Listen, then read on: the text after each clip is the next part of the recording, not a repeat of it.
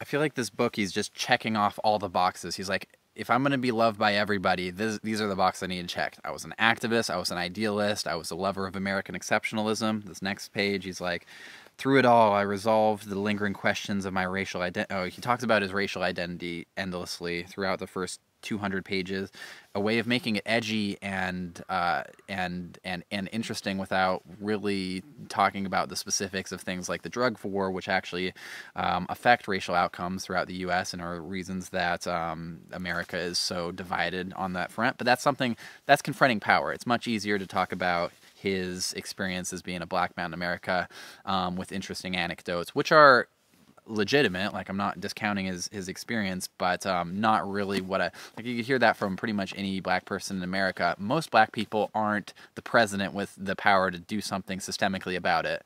That's not something he wants to talk about. But like I said, he wants to check off every box, and he says, through them I discovered a community of faith, that it was okay to doubt, to question, and still reach for something beyond the here and now.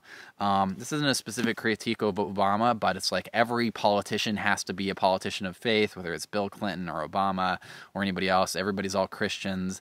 For the right wing, they're a certain type of Christian, which are kind of scary, and they're more literalist, and they're reading passages in Leviticus and saying that we need to enforce those into law.